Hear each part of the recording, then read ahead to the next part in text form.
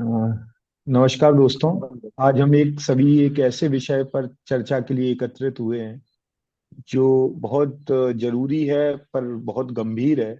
और ये आईपीसी का सेक्शन 498 ए और 304 बी जैसे कानून को नौ का सही उपयोग दुरुपयोग उनकी प्रक्रिया कोर्ट में किस तरह से कोर्ट इन केसों को देखती है। इस विषय पर आज मार्गदर्शन के लिए हमारे बीच डॉक्टर जयप्रकाश कुशवाहा जी हैं। और सर का परिचय ग्वालियर हाई कोर्ट में हर कोई जानता है। एमपी हाई कोर्ट में भी सर ने कई केस लड़े हैं। पिछले 30 वर्षों से सर वकालत के क्षेत्र में सक्रिय हैं। और ग्वालियर में हम सभी इन्हें डॉक्टर जेपी कुशवाहा सर के नाम से जानते हैं। सर क्लैट के भी मेंटर हैं। उसके अलावा सर रिसर्च वर्क भी करते हैं। तो सर स्वागत है आपका, बहुत बहुत स्वागत है आपका इस वेबिनार में। नमस्कार दोस्तों। बहुत खुशी की बात है कि कम से कम लीगल पॉइंट पर, लीगल इशू पर वेबिनार हो रहा है और होता भी रहना चाहिए। आज का विषय टॉपिक भी बहुत सुंदर है। इस टॉपिक में सबसे पहले मैं कहना चाहूंगा कि analysis of the section 498 A read with section 304 B IPC और वर्तमान में जो बीएनएसएस लागू हुआ 2023 में सेक्शन 85 एंड सेक्शन 80। ये महत्वपूर्ण विषय इसलिए भी है क्योंकि समाज में इसका भलाई के लिए, समाज के में जो कुरीतियां फैली हुई थी, दहेज प्रथा की, दहेज के कारण लोगों की मृत्यु कर देना, उसको कंट्रोल नियंत्रित करने के लिए ये सेक्शंस और ये प्रावधान लाए गए थे। लेकिन आज प्रैक्टिकल अप्रोच से देखा जाए तो सेक्शन 498 ए का रेट ऑफ रजिस्ट्रेशन तो है, जितना रेट ऑफ रजिस्ट्रेशन है उसका कन्विक्शन रेट ओनली 75% है। ऐसा क्यों? कन्विक्शन रेट कम क्यों है? 304 बी आईपीसी का केस बना देने से कन्विक्शन रेट बढ़ जाता है। ऐसा में क्या जी होना सर। चाहिए और क्या है इसका रीजन? हेलो। जी सर। जी सर। हाँ, इसके बारे में आगे चलते हैं। 498 ए एक्चुअली बहुधा देखा गया, मैंने अपने जीवन में, प्रैक्टिकल जीवन में देखा है कि महिला के बयान, महिला के माता पिता और भाई, ज्यादा से ज्यादा अगर कोई रिश्तेदार है तो चाचा ताऊ के बयान लेकर के कोर्ट में मामला पेश कर दिया जाता है। मतलब पुलिस जो है इन्वेस्टिगेशन के दौरान इनके कथन लेकर के पेश कर देती है। इस पॉइंट को सुप्रीम कोर्ट तक गया और ये केस था by Ibrahim versus inspector of Delhi. इसमें सुप्रीम कोर्ट ने दो चीजें, बहुत अच्छी चीजें कही कि यदि 498 ए माने आपको प्रताड़ना दी गई है, दहेज के मांगने के आधार पर आपको किसी मानसिक रूप से या आर्थिक रूप से प्रताड़ित किया गया है, तो इसके संबंध में पड़ोसियों के कथन होना अनिवार्य है। ऐसा जजमेंट दिया गया मैका राधा स्वामी वाले जजमेंट में। मैका राधा सर स्वामी इसमें जजमेंट और एक है सुनील बजाज। सर इसमें मैं ये पूछना चाहता हूँ कि आपने जैसे बताया, तो अभी जैसे कोर्ट इन केसेस को लेकर के जब कई बार हम टिप्पणियां देखते हैं कि आज की जो स्थिति है उसमें मिसयूज भी हो रहा है। और आपने भी उसी जैसा पॉइंट पर बताया आ तो रहे हैं हम। जी सर।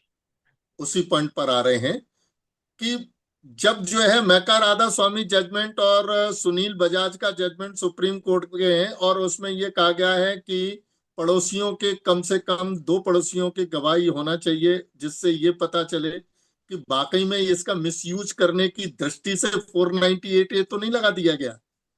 तो इस पॉइंट पर पुलिस जहां लोकेलिटी है, जहां घटना कारित करना बताई जाती है, उसके कथन लेती ही नहीं है और चालान पेश कर देती है। इवन दो इसमें 113 ए और 13 का प्रजम्पशन नहीं है कि महिला ने जो कह दिया वो अटल सत्य है, ऐसा नहीं है। प्रश्न ये है कि इसका मिसयूज इस हद तक हुआ, इस हद तक हुआ कि जरा जरा सी बात पर 498 ए के केस लगने लगे।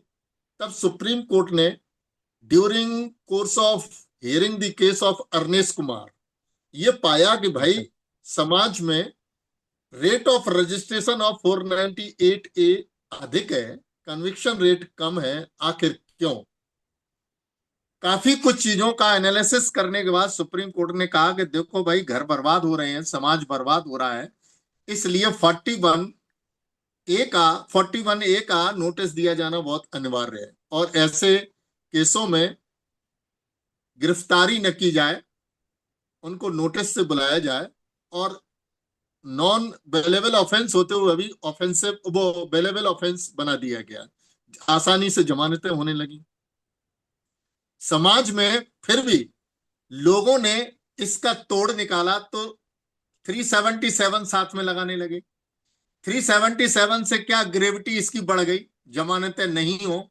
Ultimately case was challenge before the honourable high court in the case of Umang Singhar वाले केस में ये पाया कोर्ट ने कि भाई 498 ए के साथ 377 अगर लगाया जा रहा है तो वो पति के ऊपर नहीं लगेगा। अब आता है 498 ए के साथ 304 बी, और 304 बी का क्राइटेरिया ये कहता शादी के 7 साल के अंदर अगर वधू की मृत्यु हो जाती है उसकी ससुराल में, तो ये प्रज्यूम किया जाएगा कि दहेज मांगने पर से उसकी हत्या हुई है। जी सर। प्रजम्पशन देखिए, यानी कि अपने माता पिता के घर नहीं वो खत्म हुई, आपके घर खत्म हुई है, तो आपको सिद्ध करना है। प्रजम्पशन ये है, एक्यूज को सिद्ध करना है कि भाई मेरे द्वारा कोई अपराध कारित नहीं किया गया है। 113 ए का प्रजम्पशन, 113 बी का प्रजम्पशन, चाहे वो 498 ए के साथ 304 बी हो या 306 आईपीसी का हो, ये प्रजम्पशन लिया गया। लेकिन इसके साथ during course of the judgement cases supreme court ने हेल्ड किया कि जहां सून बिफोर डेथ की कहानी नहीं है, या है तो उसमें बहुत अंतराल है। सून बिफोर डेथ का अर्थ यह है कि वधू की हत्या होने से जस्ट पहले कोई ऐसी ससुराल वालों के द्वारा घटना कारित की गई हो, दहेज के मांगने के ऊपर से इस कदर से प्रताड़ित किया गया हो कि नव विवाहिता को सिर्फ और सिर्फ आत्महत्या करने के अलावा कोई दूसरा रास्ता नहीं था। तो सून बिफोर डेथ की कहानी यह प्रूव करती है कि नहीं, आप यदि प्रताड़ित नहीं करते महिला को तो वो न तो फांसी लगाती या न आग लगाती। डॉरी डेथ में ये बहुत आवश्यक है। अब होता क्या है कि शादी के 7 साल होने में बमुश्किल 1 आध 2 महीने 4 महीने भी कम है, तो लॉ का ये जी तो सर। इंटरप्रिटेशन है कि 1 दिन भी कम होगा तो इस क्राइटेरिया में आएगा। लेकिन जी सर। इस बीच में हस्बैंड और उसके माता पिता या उसके रिश्तेदारों ने कभी कोई दहेज की मांग नहीं की। ऐसा कोई लिखित शिकायत भी नहीं है। वधू पक्ष के ओर से कभी ऐसी कोई शिकायत नहीं की गई कि ये हमारे ससुराल जनी दहेज मांगते हैं। लेकिन जैसे ही उसकी डेथ होती है, सस्पिशियस सर्कमस्टांसेस, तो उसके साथ 498 ए के साथ 304 भी लगना ही है।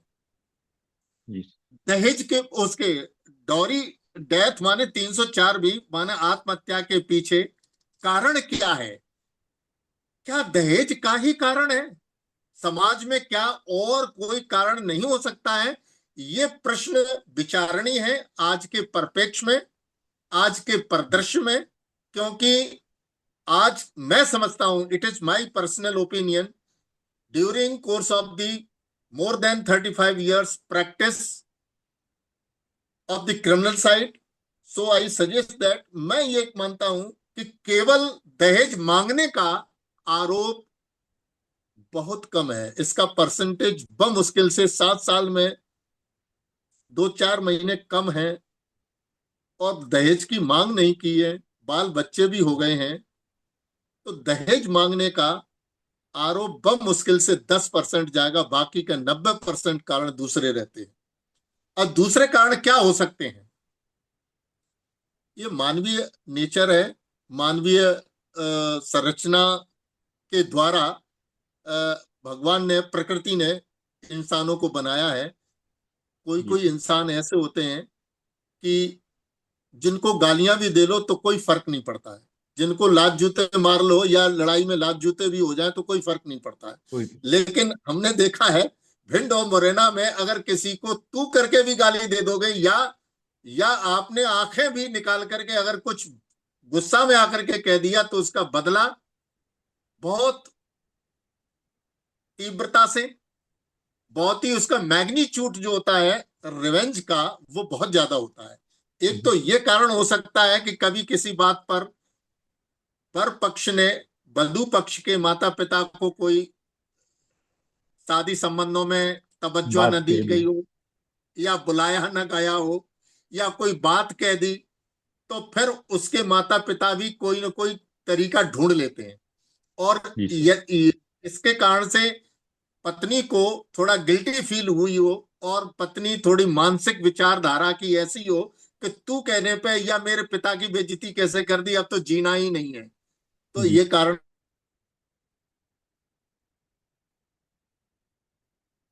का मोबाइल जो है। दूसरा, बराबर आ रही आवाज? मेरे यहाँ मैसेज जी आया कि जी सर, आ रही है आवाज। कंटिन्यू। जी। जी सर। दूसरा कारण यह भी है कि मोबाइल से महिला हो या पुरुष हो, ये कहा नहीं जा सकता है कि करेक्टर वाइज बिल्कुल राइट है। मैं खुले शब्दों में कहता हूं कि रिलेशन जो है, रिलेशन जो बना लेती हैं महिलाएं या पति बना लेते हैं, ये भी कारण हो सकता है। नेक्स्ट कारण, इसका महत्वपूर्ण कारण यह है कि जब जो है वधु पक्ष का माता पिता ये देखते हैं कि मेरी लड़की तो चली गई, एक बच्चा छोटा सा है, उसके जीवन का क्या होगा? और वधु वर पक्ष के माता पिता पर विश्वास नहीं करता है, इसलिए उन्होंने कहा अब मेरा तो कुछ रहा ही नहीं, लिहाजा दहेज मांगते थे, फलाने करते थे। 498 ए के साथ 304 बी के एविडेंस आ जाती है, अल्टीमेटली सफर करना पड़ता है। फिर कन्विक्शन रेशियो कम है, वहां पर होस्टाइल होते हैं कोर्ट में, और होस्टाइल के दौरान हमने देखा है कि वो रिकॉर्ड पर तो नहीं आता है। 3 बीघा जमीन लिखवा ली, 4 बीघा है तो 4 बीघा लिखवा ली, जैसी जो पार्टी है, पैसे एफडीआर करवा ली बच्चे के नाम, अपने नाम करवा ली, अपने नाम जमीन करवा ली। तो कन्विक्शन रेशियो कम होने का कारण यही है। ऐसा नहीं है लैक ऑफ एविडेंस हो, लैक ऑफ एविडेंस नहीं होकर के ये उसका मेन कारण है कि पैसे की ओर धन लोलुपता। जहां आदमी लालच आ जाता है कि उससे संबंध कुछ रखना नहीं, लिहाजा उससे जितना पैसा ऐंठ सकते उतना पैसा ऐंठ लें, तो ये भी कारण हो सकता है। इसलिए ये केस दर्ज होते हैं। जितना डिले होता है, घटना के 2 दिन बाद, 3 दिन बाद, 4 दिन बाद जो डिले हो रहा है, रीजन फॉर डिलेइंग एफआईआर के पीछे यही है कारण कि वो पहले प्लानिंग करते हैं, कैसे करते हैं कैसे नहीं करते हैं, इसके बाद हालांकि वो सब जगह सभी जो है फनरल सेरेमनी में भी उपस्थित हो रहे हैं, वहां शिकायत नहीं कर रहे हैं। पहला दिन हो गया, दूसरा दिन हो गया, तीसरे चौथे दिन जाकर के शिकायत कर दी, क्योंकि समझाने बुझाने पर और पैसे ऐंठने के कारण ये फिर डिले एफआईआर हो जाती है। तो मेरा इन नटसेल यही निवेदन है कि सोसाइटी अपने आप को फिल्टर करे। दूसरा, किसी भी निर्दोष व्यक्ति को कभी इस तरीके से झूठे केस में नहीं फंसाया जाए। कोर्ट जो है कैसे आकलन करती है, कोर्ट को तो केवल, चूंकि जो क्रिमिनल केसेस के जो सब्सटेंशियल लॉ है और प्रोसीजरल लॉ है, सब्सटेंशियल लॉ को कोर्ट इंटरप्रिटेट नहीं कर सकता है। जो ट्रायल कोर्ट है एज इट इज जो है उस हिसाब से चलेगा, ये कॉन्स्टिट्यूशनल मैटर नहीं है, इसलिए इंटरप्रिटेशन करने का उनको राइट बहुत लिमिटेड है। एप्रिशिएशन ऑफ एविडेंस करता है। और 304 का आकलन करते समय कोर्ट ये देखता है मृत्यु स्वाभाविक है या अस्वाभाविक है, जली है, फंदे से लटकी है कि स्वयं लटकाया गया है, जहर खा लिया है, या किस तरीके से उसकी मृत्यु हुई है, 7 साल के भीतर है, बाहर है, उत्पीड़न या क्रूरता की मैग्नीट्यूड कितना है, प्रत्यक्षदर्शी है, मेडिकल रिपोर्ट सपोर्ट हो रहा है कि नहीं हो रहा है, पीड़िता की डायरी आयरी या उसका डाइंग डिक्लेरेशन क्या कह रहा है, दहेज की मांग से संबंधित मृत्यु से पहले कोई है कि नहीं है, सून बिफोर डेथ, ये कहानी, इन चीजों पर देख करके कोर्ट उसको एविडेंस रिकॉर्ड करता है, अप्रिशिएशन लेके उसको कन्विक्शन या एक्विटल करता है। हाँ जी, सर अखंड प्रताप इन सिंह जी। जी सर। जी सर इसमें मैं एक चीज पूछना चाहता हूं कि जी। सून बिफोर डेथ की जैसे आपने क्रूरटी का बताया और सुसाइड के भी, चूंकि सोसाइटी बदल रही है तो पहले कुछ कारण होते थे वो अब कारण नहीं हो सकते, अब उसके साथ भी कई कारण ऐड हो गए। डिप्रेशन एक कारण जो नया आया है। उसके बाद यस। मेरा ये कहना है कि जैसे extramarital affair prior to शादी भी हो सकता है किसी का, तो उसके हाँ, वजह से भी कुछ 100%। केसेस देखने को हम मिल रहे हैं। तो मेरा जैसे ये सवाल है कि जैसे कोर्ट अगर किसी की डेथ ही 15 दिन में, वो अपने नए पति से बिल्कुल सेटिस्फाई नहीं है, वो 8-10 दिन में ही सुसाइड कर लेती है, ऐसे भी केस आ रहे हैं। लेकिन उसमें क्रूरटी का जो कंसेप्ट है वो दिखता नहीं है, और कोर्ट उसको जो है as it is straitjacket formula की तरह 0 से 7 ईयर्स तक कंसीडर कर लेती है। तो इस पर क्या, इसमें क्या, उसमें कितना ज्यादा, किसी के यहाँ 10 दिन बहू आए नहीं हुए उसमें भी कुछ दिन बिदा पे चले जाते हैं और उसके बाद वो सुसाइड कर लेती है, तो मतलब वो बड़ा उनके लिए कैसी स्थिति होती है और उसको का बचाव क्या है? Very good, very good question, very good question and very good query. ये बहुत अच्छी बात है। 15 दिन में कोई भी पति या उसके रिश्तेदार महिला को प्रताड़ित नहीं कर सकते हैं। घर में रिश्तेदार होते हैं, शादी का माहौल होता है, खुशी हंसी खुशी का माहौल होता है, उसके पीछे सिर्फ और सिर्फ ये कारण होता है कि महिला कहीं ना कहीं किसी न किसी तरीके से डिससेटिस्फेक्शन है, वो नहीं चाहती थी कि हमारी इस घर में शादी हो।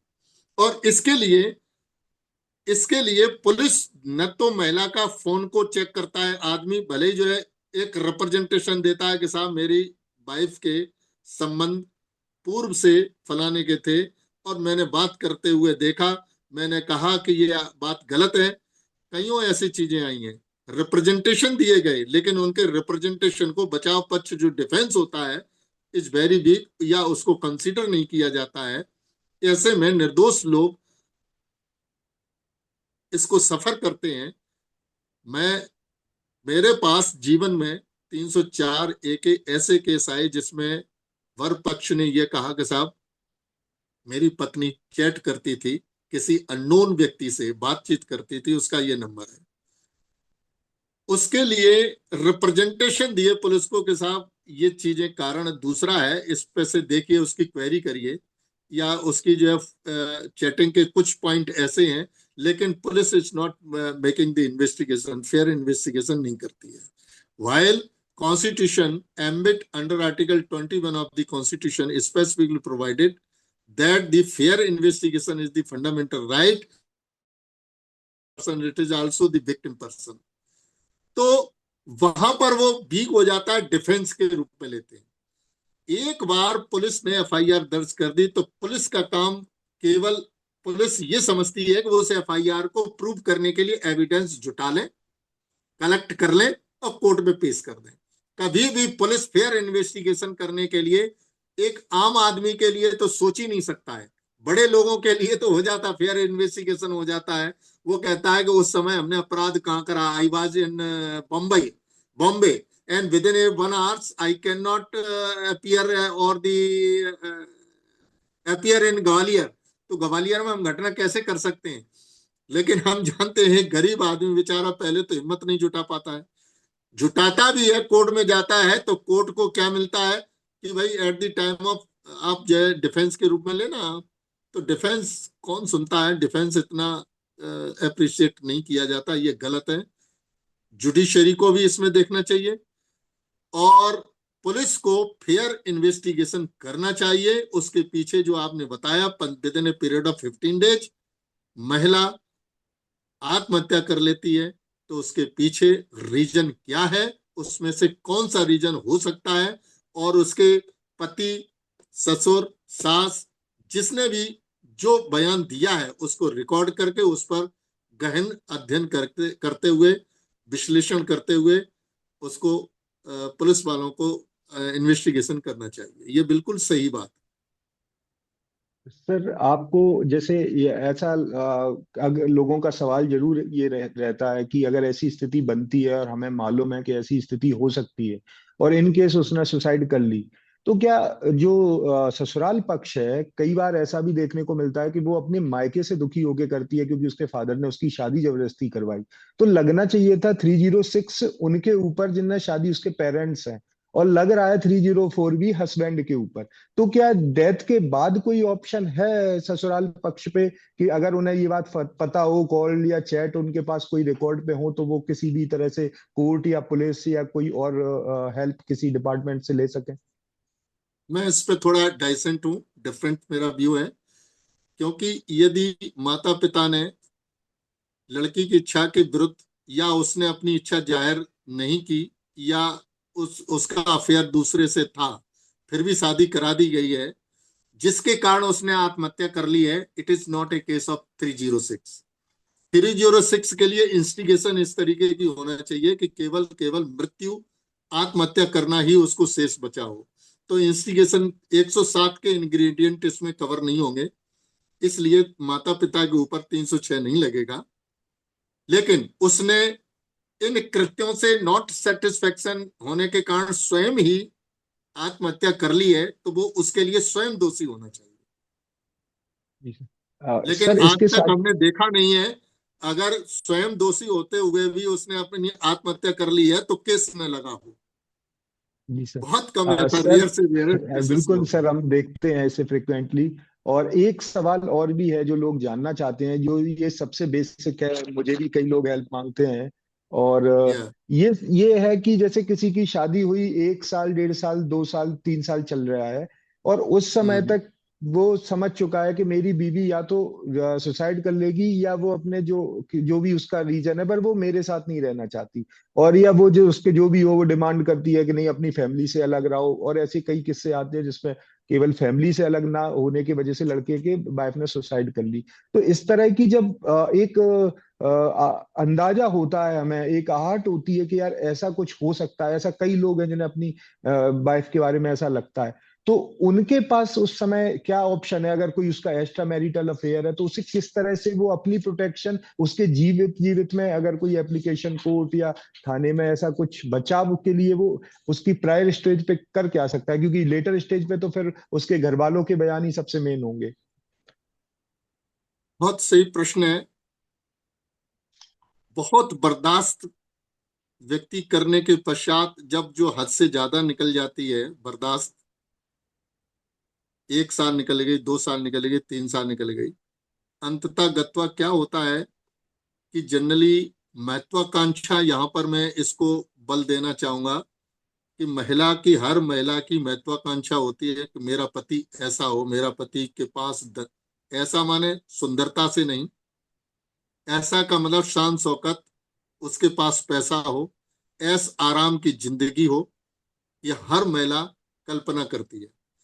जब इस कल्पना को साकार पति नहीं कर पाता है, और कंपैरिजन करती है वो अपनी बहनों के पतियों से कि वो ज्यादा अमीर है, या पड़ोसियों से कि वो ज्यादा अमीर है। एक क्लर्क है, मैंने तो ऐसा देखा है कि एक क्लर्क था जिसकी शादी हुई, तो उसकी पत्नी ये ताने देती थी कि तुम्हारा पड़ोसी भी एक क्लर्क है, और उसने देखिए घर बनवा लिया, उसने कार ले ली, और तुम ऐसा नहीं कर सकते हो। उसको कंपेलिंग सरकमस्टांसेस कहते हैं, पति को रिश्वत लेने के लिए मजबूर करना। और ऐसे ऐसी भी महत्वाकांक्षाएं हैं। ये मनोवैज्ञानिक रूप में हम थोड़ा सा इसमें घुसना चाहेंगे। ये मैंने जी सर। बताया ना, मानवीय संरचना भगवान ने सबको अलग अलग बनाई है। तो जो थॉट ऐसी महिलाएं रखती हैं, जो ऐसी एम्बिशंस रखती हैं, या जो दूसरों को देख करके कंपैरिजन करते हुए अपने आप को अमीर नाम से जानी जाना चाहती हैं, उनके अंदर खिन्नता होती है। और ये खिन्नता की थोड़ी थोड़ी थोड़ी थोड़ी थोड़ी थोड़ी खिन्नता एक बड़ा रूप ले लेती है। और ये बड़ा रूप बिल्कुल। जब अचार बन जाता है तो ये हद से गाड़ी पार हो जाती है। तो दोनों में लड़ाई झगड़े होते हैं। लड़ाई झगड़े होने के कारण भी कभी कभी महिला तंग आकर के आत्महत्या करती है। जबकि लड़ाई झगड़े से अगर उसने उसमें कहीं भी दहेज की मांग को लेकर के कोई प्रश्न नहीं नहीं। होता है, लेकिन वो आत्महत्या करती है। लेकिन उस पर थोपा जाता है 498 ए के साथ 304 ए, 304 बी। तो ये भी एक कारण है। अ, और सर अगर कोई महिला सच में, क्योंकि जब कानून बना है और समाज हमारा ऐसा है थोड़ा डॉरी के लिए रहते तो हैं कि, तो अगर इस केस में कोई महिला को सच में परेशान होती है तो वो महिला क्या कर सकती है? क्योंकि उन महिलाओं को तो सच में न्याय मिल ही नहीं रहा है, बहुत कम ही है। उनकी हेल्प कानून कैसे कर सकता है कि उन्हें उस कदम को ना उठाना पड़े? देखो, ऐसा होता है कि दोनों तरफ से अगर हम देखें, एक्सपेक्टेशन ऐसी होती है कि एक व्यक्ति जो सरकारी सर्विस में है या जी सर। जो अच्छी जमीन जायदाद वाला है, फिर वो कंपैरिजन अपने पड़ोसी से करता है या अपने कलिंग से करता है कि उसकी नौकरी वाला, उसमें तो 15 लाख मिले थे, तो हमको इसने 15 लाख की तो कहा था लेकिन हमें मिले 7 ही लाख। तो वहां पर भी थोड़ी सी अपने आप को बेइज्जती फील करता है बरपक्ष। और बेइज्जती फील करने के साथ साथ महिला के हर काम में अड़ंगा लगाना चालू कर देता है। ये भी गलत है। उसकी कमियां उसके बाप को बाप ने समझना, बेइज्जती करना, तो वहां पर ये कलह बढ़ जाती है। और कलह की इतनी सीमा हो जाती है, फिर वो महिला सोचती है कि अब मेरा जीवन जीना ठीक नहीं है। मेरी और भी बहनें हैं, मेरे पिता गरीब हैं, ठीक है उन्होंने 15 लाख नहीं दिए तो 10 लाख में शादी कर दी, या 4 में कर दी, या 5, जो भी हो, लेकिन उसकी पूर्ति तो नहीं कर पाएंगे। लेकिन उसका कारण, उसका उसका परिणाम ये तो नहीं है कि उसको सताया जाए। ये भी सही है, उसको नहीं सताया जाना चाहिए। तब ऐसे में कुंठित होकर के ऐसी महिलाएं भी फांसी लगा लेती हैं। लेकिन उसके पीछे क्रूरलिटी जो होती है, मानसिक जी क्रूरलिटी सर। होती है। और मानसिक क्रूरलिटी वो ताने देता है जो पति और पति के घर वाले, उसके कारण भी जो है आत्महत्याएं होती है। ऐसा नहीं, वो भी है कारण। जी सर। सर उनको न्याय उनको इस न्याय नहीं मिल पाता, उनकी कोई बात सुनता नहीं है। पिता हम्म, के घर जाती तो पिता कह देता है कि बेटा मैंने शादी कर दी, अब तुम्हारा घर वही है, तुम जानो वो जाने। और वहां उसे इज्जत नहीं मिलती है। तो वो बिल्कुल सर। इज्जत नहीं मिलती है तो फिर उसके मन में ये आता है कि मैं किधर की भी नहीं रहा, मेरा तो परमात्मा के ही घर है। A life without dignity is no life. Yes yes yes.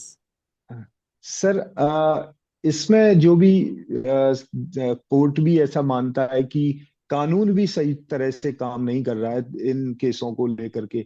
और आपके साथ जो डिस्कशन हुआ है उससे मुझे ऐसा लग रहा है कि कानून के साथ साथ समाज भी काम ढंग से नहीं कर रहा है कि ये जो सब समाज का ही फेर है। ये तो समाज आपको क्या समाज लगता है इसमें बेस्ड, क्या सुधार होना चाहिए? ये वेबिनार्स, ये सोसाइटी बेस्ड है। सोसाइटी के ओपिनियन हो। दूसरी बात, जहां ऐसे डिस्प्यूट हो वहां पर मनोवैज्ञानिक रूप से जानकारी रखने वाले व्यक्तियों की एक टीम बनाई जाए। और ऐसे व्यक्ति में महिला या पुरुष दोनों ही अपनी बात को वहां रख दें, जिससे घटना दुर्घटना होने के पहले ही उनके जीवन को बचाया जा सके। दोनों तरफ से जीवन को। महिला तो चली गई लेकिन उसके घर जी वाले जो सास ससुर हैं वो चले जाएंगे, माता पिता भी परेशान होंगे। एक्चुअल क्या होता है, जब आदमी जो है मानसिक रूप से परेशान होता है तो डिप्रेशन इसका मेन कारण बन जाता है। जी सर। डिप्रेशन से जो स्टेप लेती है महिला, वो बड़ा खतरनाक होता है। तो डिप्रेशन से बाहर आने के लिए ऐसी सोसाइटी बनाई जानी चाहिए। देश के सरकार को बनाई जाना चाहिए कि कहीं भी आंशिक अगर कोई भी चीज हो, पीड़ा हो, तो उसकी मदद करने के लिए, क्योंकि society sir, is very responsible. इसमें सर जो कोर्ट का व्यू है और रेस्टोरेटिव जस्टिस जो है, तो इसमें जो जी पीड़ित महिलाएं अगर सच में हैं, जो पीड़ित हैं, तो जी। रेस्टोरेटिव जस्टिस का भी थोड़ा कंसेप्ट सर एक्सप्लेन करें। और ऐसी महिलाओं के लिए ये किस तरह से, या पुरुषों के लिए ये किस तरह से काम कर सकता है, किस तरह से ये मदद कर सकता है? देखिए, कोर्ट के पास तो लिमिटेड पावर है, क्योंकि रेस्टोरेटिव जस्टिस जो है वो अकॉर्डिंग टू लॉ ही हो सकता है, और आउट जी ऑफ सर। कोर्ट के लिए बना है। सुप्रीम कोर्ट ने देखा है कि भाई इनकी काउंसलिंग कराई जाए, और काउंसलिंग में कम से कम मैं समझता हूं 2% तो सफलता मिलती ही है। जी 2% सफलता मिल रही है, लेकिन कोर्ट के पास रेस्टोरेटिव जस्टिस के लिए अकॉर्डिंग टू लॉ ही काम कर पाएगा। जैसे कि अब बहुत सी चीजें ऐसी हैं जो कंपाउंडेबल नहीं है, तो उसके लिए जी सर। इंसिस्ट कर भी नहीं सकता न्यायालय। न्यायालय भी समझ रहा है कि 304 बी का केस लगा है 498 ए के साथ, तो it is a very very possible नहीं है। लेकिन एविडेंस ऐसी आई है, सीख करके पढ़ करके, क्योंकि फिर वो बदला लेना चाहते हैं माता पिता भी, क्योंकि उनकी मांगी हुई पूर्ति हुई नहीं।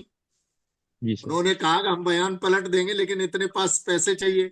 अब जो पैसे नहीं दिए, तो उनकी मानसिकता समझ लीजिए, फिर तो वो पूरी दम लगा देते हैं, अब तो इनको सजा ही होना चाहिए।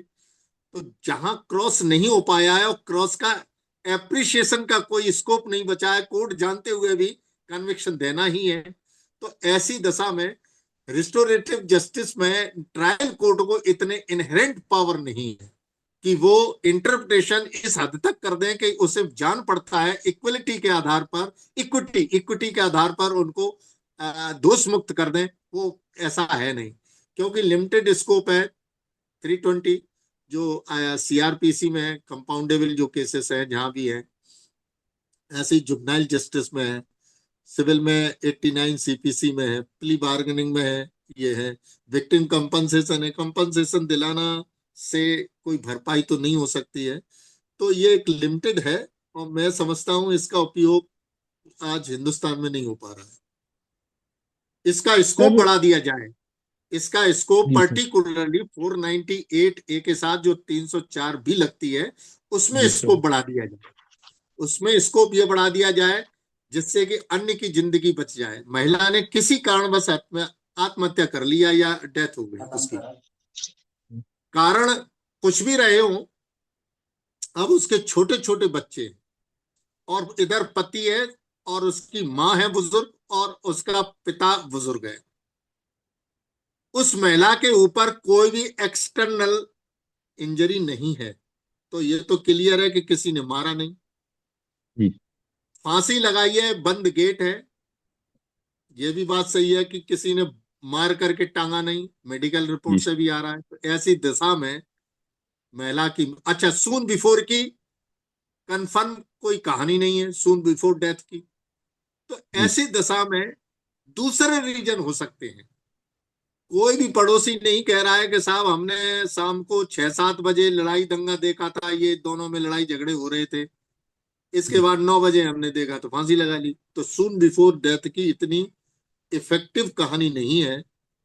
तो ऐसी दशा में कोर्ट को, माने सोसाइटी के अंदर, सोसाइटी के इस दुर्भावना को समझते हुए, सोसाइटी के आज के परिप्रेक्ष्य में उसकी मति बुद्धिता को समझते हुए, ये सुप्रीम कोर्ट या हमारा लेजिस्लेटिव रेस्टोरेटिव जस्टिस के आधार पर एक गाइडलाइन बनाए। और गाइडलाइन बनाने से क्या है, उनमें कंपाउंड हो जाए। दूसरी, बच्चों की जिंदगी जो छोटे 2-2 3-3 साल के हैं, और उसमें सजा हो गई, तो दोनों सब पूरा घर जेल में चला गया। उन दो बच्चों को पालने के लिए इधर उसके नाना नानी भी नहीं है, अगर है भी तो पैरामाउंट कंसीडरेशन उनका नहीं हो पाएगा, क्योंकि उनके और भी बच्चे, वो खुद बुजुर्ग है, अपने बाल बच्चों पे ऊपर निर्भर है उनकी आय, तो उन बच्चों का क्या होगा। ऐसी दशा में या तो सरकार उनको लालन पालन करे, तो अभी वो पैरामाउंट कंसीडरेशन नहीं हो सकता है।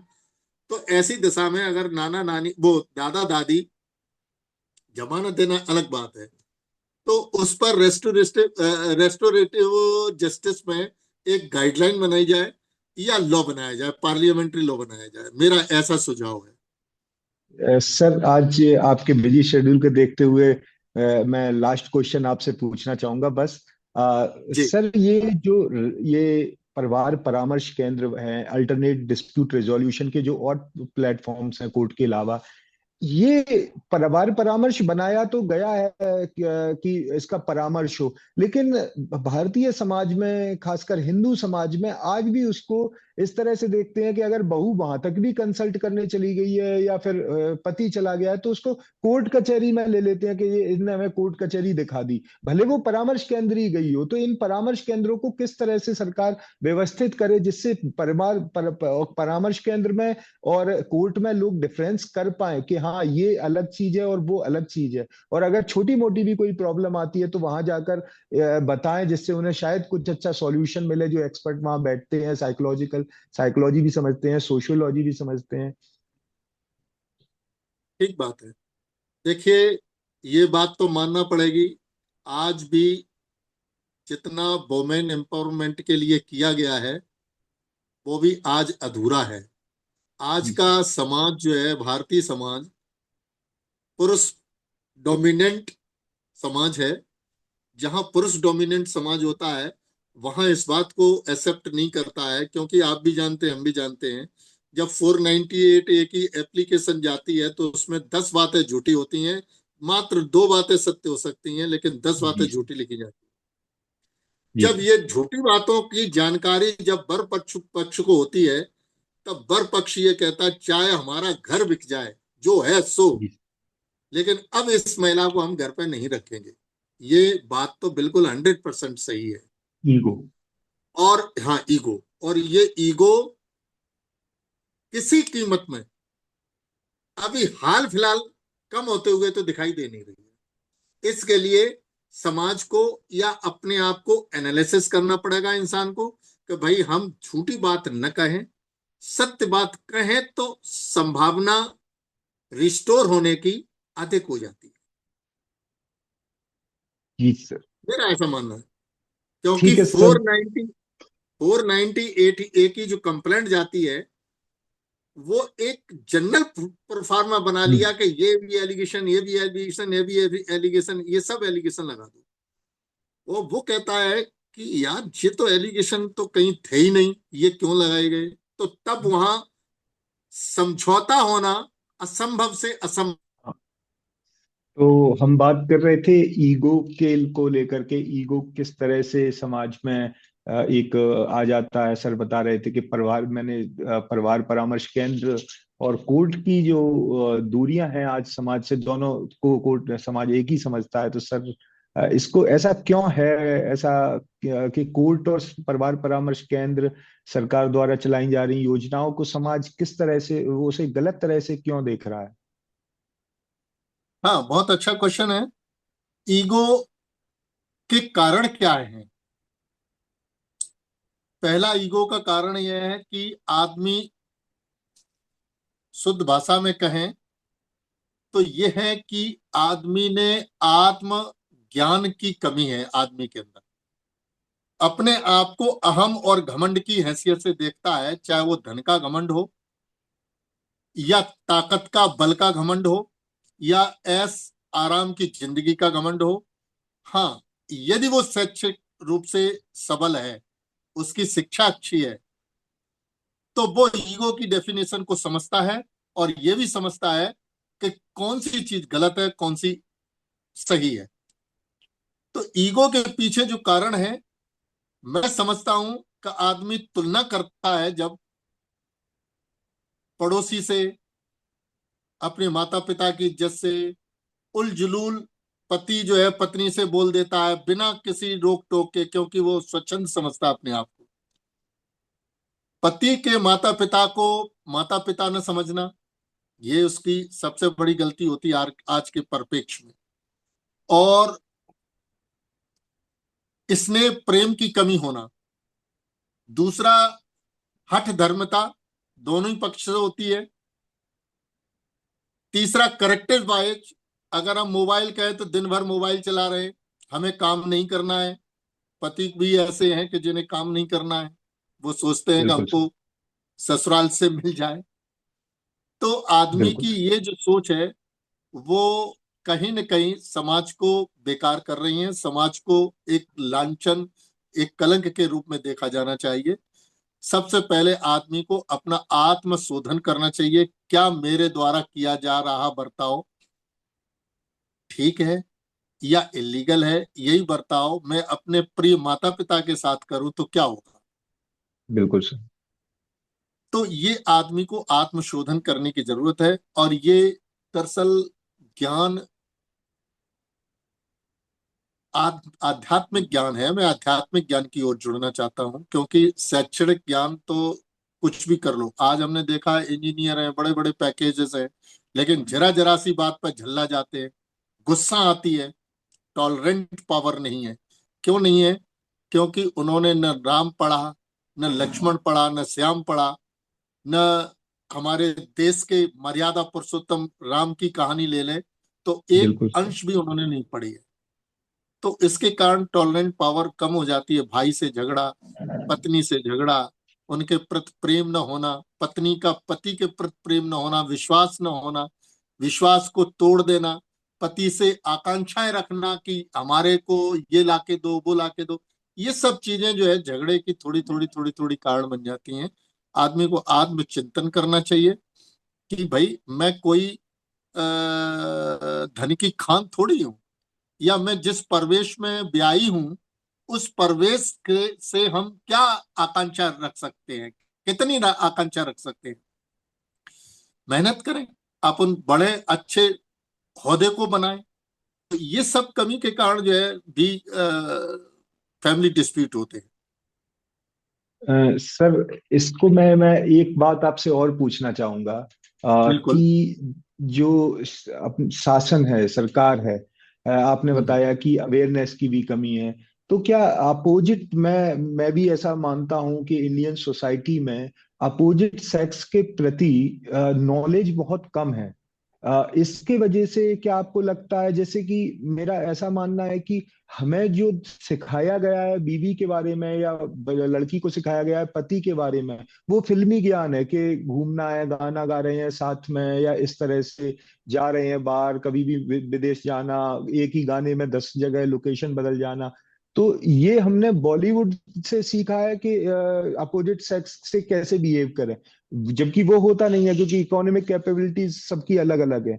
तो क्या इस ओर सरकार को कुछ पाठ्यक्रम में, एजुकेशन में इसको लाना चाहिए कि जिससे ये ज्यादा बेटर फंक्शनिंग करे, क्योंकि हमारी समाज को बॉलीवुड से अपोजिट सेक्स और अपनी एक्सपेक्टेशन उस तरह की है पति पत्नी से, अपने जो जो भी पार्टनर है उसकी एक्सपेक्टेशन उस तरह की है जैसे मूवीज में है। लेकिन इन रियलिटीज, हमें जो समाज है हमारा, जिस तरह से रहन सहन है, हमारी जिस तरह का शहर है, तो उसको लेकर के शासन ऐसा क्या कर सकती है पाठ्यक्रम में जिससे कि ये बेहतर हो और समझ भी बेहतर हो, हम भी समझ पाए कि सामने वाले की परेशानियां क्या हैं, और वो भी समझ पाए कि हमारी परेशानियां क्या हैं। बहुत अच्छी बात है। देखिए, जो पूरा कागज होता है ना, उस पर जो जी भी सर। शब्द लिख दिया जाए वो जी सर। अमिट हो जाता है। जी उसको सर। मिटाओगे भी ना तो दाग पड़ जाएगा। जो बाल शैक्षणिक पद्धति है, जी बच्चों सर। की पढ़ाई, हम मानते हैं प्राइमरी और मिडिल तक जो जी वो सर। पढ़ते हैं, वो उनके अटल पटल पर लिख जाती है बात। बिल्कुल सर। हृदय हृदय पटल पर वो बात लिख जाती है। उदाहरण के लिए मैं छोटी बात बताऊं। बिल्कुल मैं सर। अपने बच्चे को, जब वो he was the student of third class, जी सर। तो स्कूल में पढ़ाया गया कि लाइट माने बिजली। जी सर। लाइट माने बिजली। मैंने कहा बेटा, लाइट माने प्रकाश भी होता है, प्रकाश होता है, हल्का होता है, बिजली नहीं होती है। तो उसने सीधा बिल्कुल कहा कि नहीं, आप गलत हो, मेरे टीचर सही है। उसका बिल्कुल। रीजन यही था, अगर बचपन के माने मिडिल क्लास, प्राइमरी क्लास में यदि नैतिक शिक्षा के मूल्यों को बड़े ही रोचक ढंग से अगर वर्णित किया जाए और पढ़ाया जाए, बिल्कुल। तो निश्चित रूप से हमारा समाज में बहुत बड़ी एक सुधार की श्रेणी आएगी, सुधार की एक बहुत बड़ी प्रेरणा मिलेगी, सुधार होगा। और ये करना आवश्यक भी है आज के परिप्रेक्ष्य में, जब मोबाइल चलाने से आदमी इतना एडिक्ट हो रहा है और बिल्कुल। उसको छोड़ नहीं पा रहा है। तो मैं समझता हूं अगर किताबों में नैतिक शिक्षा का ज्ञान अगर डाला जाए और उसको प्रभावी ढंग से पढ़ाया जाए, चाहे वो इंग्लिश मीडियम हो या हिंदी मीडियम हो, प्राइमरी और मिडिल में रोचक बना करके अगर पाठ्यक्रम में शामिल किया जाए, तो निश्चित ही कल की भविष्य की जो पीढ़ी है उसमें नैतिक शिक्षा का ज्ञान होगा और अपने आप को समझने की, चिंतन करने की उसको एक क्षमता मिलेगी। ईगो वहीं तक आएगी कि नहीं ये मेरी औकात नहीं है, मेरी औकात इतनी। तो कंपैरिजन बिल्कुल करना आप। छोड़ जाएगा। आदमी जहां कंपैरिजन करता है वहीं उसकी अशांति जो है पैदा हो जाती है मन में। हम्म। और जब मन में अशांति पैदा होती है तो उसे सुख तो कहीं मिलना नहीं है। झुझलाना, झल्लाना, परिवार वाले और कमजोर प्राणी जो पत्नी होती है, पति उस पर झल्ला लेता है। पत्नी अगर खुल गई एक बार तो पति को जो है जीवन हराम कर देती है। जी तो बिल्कुल। ऐसी दशा में जो नैतिक शिक्षा है, जो मैंने पढ़ी अपने जीवन काल में, मैंने कक्षा 8 तक नैतिक शिक्षा चलती थी, कक्षा 6, 7, 8 में, बिल्कुल सर। और बहुत अच्छे पाठ्यक्रम थे। आज वो पाठ्यक्रम से गायब है। तो आपका प्रश्न प्रश्न नहीं, अपने आप में उत्तर है और अनुकरणीय है। इसको शासन को देखना चाहिए और इसको इम्प्लीमेंट करना चाहिए। बहुत बहुत धन्यवाद सर। के साथ आज हमने इस वेबिनार में कई इश्यूज डिस्कस किए, जिसमें खासकर पति पत्नी और जो 304 404 बी और 498 दहेज के इश्यूज हैं, तो उसको लेकर के उसके क्या रास्ते हैं, उसमें जहाँ तक कि निष्कर्ष निकला है उसमें आत्मचिंतन का विषय है। चाहे स्वयं हो, चाहे स्वयं की पत्नी हो, स्वयं का समाज हो या स्वयं का परिवार हो, और उसी से राष्ट्र निर्माण भी होता है। क्योंकि अगर परिवार सबसे छोटी कड़ी है राष्ट्र की, अगर ये परिवार अगर डिस्टर्ब होगा तो उससे पूरा सब खराब होगा। और अपने ईगो को भी, सर ने ईगो पे बहुत अच्छी बात करी कि ईगो खा जाता है। ईगो अपने को वो भी नहीं करने देता जो सही है। ईगो से फिर हम पीछे हो जाते हैं, विवाद बढ़ते जाते हैं। इसके साथ ही सर ने कानूनी पहलुओं पे भी बात करी कि किस तरह 304 बी में प्रिजम्पशन जो है वो नुकसान करता है, भले वो डेथ 10 दिन में हुई हो या 12 दिन में हुई हो। कानूनी कोर्ट के हिसाब से भी सर ने बताया कि कोर्ट का किस तरह से व्यू रहता है और कोर्ट किस तरह से इसको देखती है। तो सर ने अपने इतने बिजी शेड्यूल से हमारे लिए ये समय निकाला है, बहुत बहुत धन्यवाद सर। और आशा है कि हम आपसे आगे भी मार्गदर्शन लेते रहेंगे इस तरह से, हमारे व्यूअर्स के लिए ऐसा कार्यक्रम होते रहेंगे भाई। सर धन्यवाद। Thank you very much.